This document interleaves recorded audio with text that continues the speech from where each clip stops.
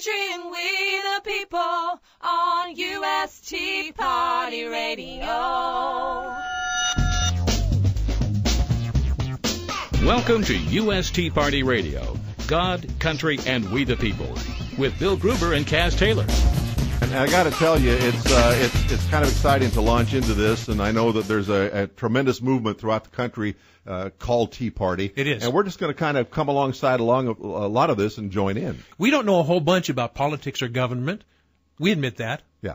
And so what we thought we would do is to take this from a position of not knowing anything. Nothing. But I do know one thing, Kaz. Yes. I do know that you and I are both concerned with the direction our country is going at the moment, and so that's why we've come together to do what we want to do here today. We have broken it into some segments, right, Kaz? Yeah. And we have a segment called What Would Ronnie Say?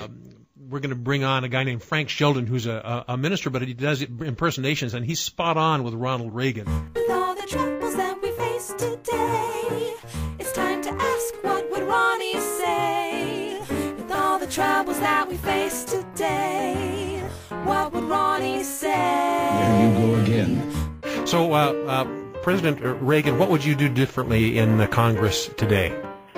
Well, I'd open up more than ever with prayer. Wow. Now, a lot of people are saying prayer isn't for the Congress and it isn't for schools. What do you say about that?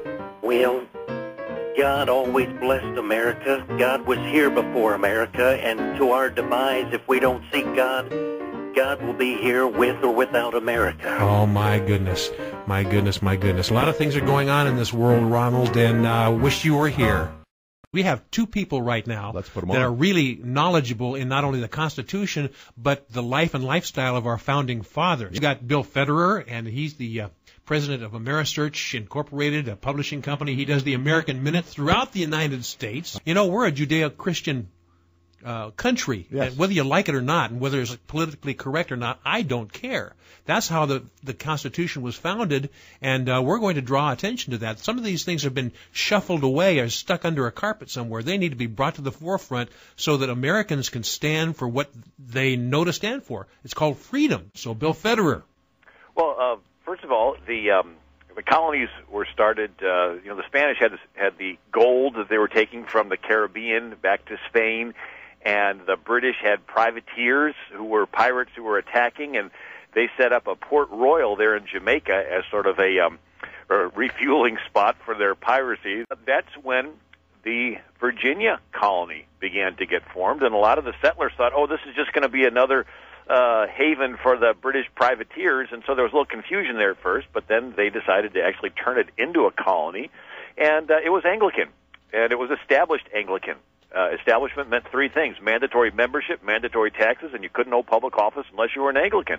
That's the way it was in Virginia from 1606 to 1786. Well, the Pilgrims, who were persecuted in England, fled to Holland. Then they decided to go to Virginia. They were blown off course, and they landed in Massachusetts, and they didn't have any government to submit to, and so they didn't want to just get off the boat and every man be a law unto themselves, and so they wrote the Mayflower Compact, the first constitutional document written in the New World.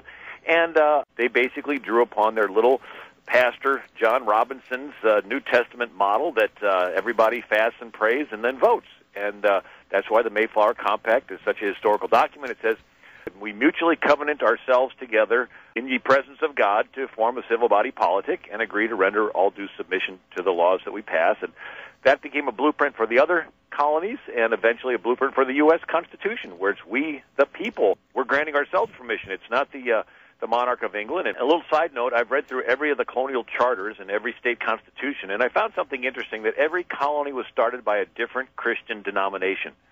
Virginia was Anglican, Massachusetts was Puritan, Rhode Island was founded by Baptists, Pennsylvania by Quakers, New York by Dutch Reformed, Delaware and New Jersey by Swedish Lutherans, Connecticut and New Hampshire by Congregationalists, Maryland by Catholics, and they didn't always get along, and they'd chase each other out of each other's colonies, but then they had to learn to work together to fight the King of England during the Revolution.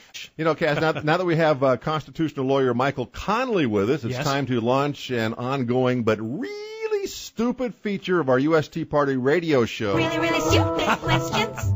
Really, really stupid questions. Are you serious? Are you serious? Oh, settle down, Nancy. Settle down. Really, really stupid questions.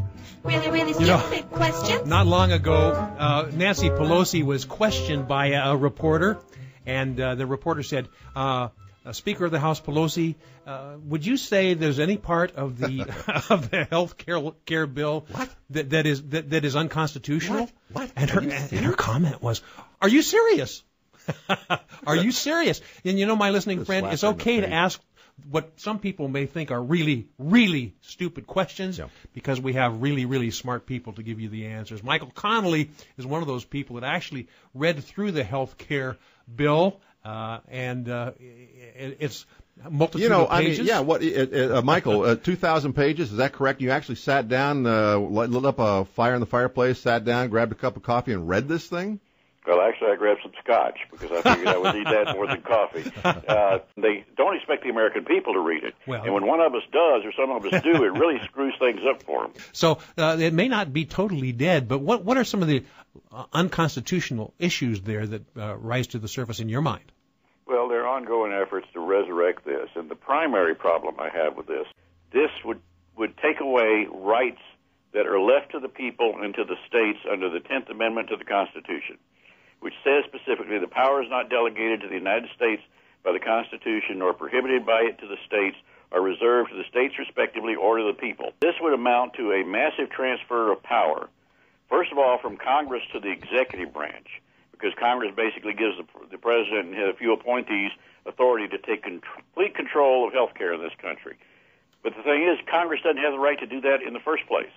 The 10th Amendment prohibits them from doing that, and there is nothing in the Constitution that even pretends to authorize this. You know, the 10th Amendment is the first. Of course, the 9th Amendment, which protects the rights of the people by saying that the enumeration of certain rights in the Constitution can't be construed to deny or disparage others retained by the people.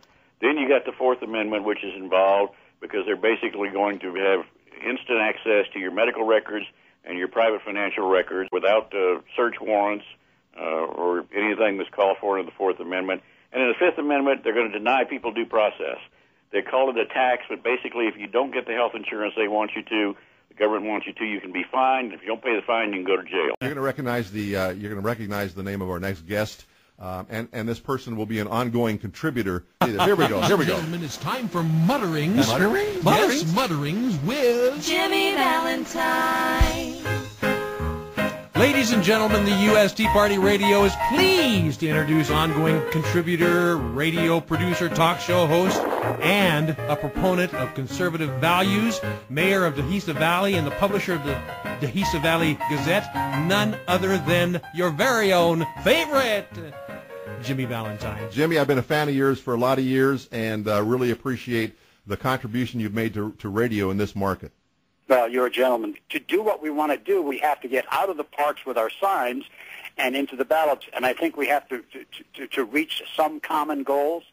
The common goals are pretty simple. Smaller government, national defense is a critical factor. And we have to get down to the PTA meeting. We have to get to the City Hall meeting. We have to get to the Town Planning Council meeting. And it fits we the people. We the people. You work for us.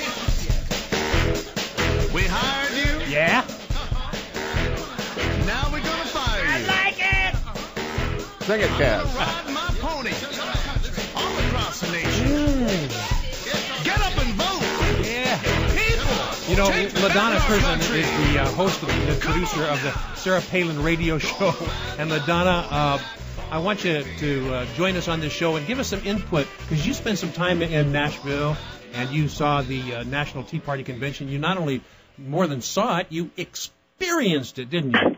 It was an experience, and I'm so glad I went. There were some people with some political backgrounds, but most of them were not. These are people that have discovered politics because they feel compelled that they have to. They want to return our government back to the way the founders intended it to be. Well, so it was a whole bunch of Joe the Plumbers walking around?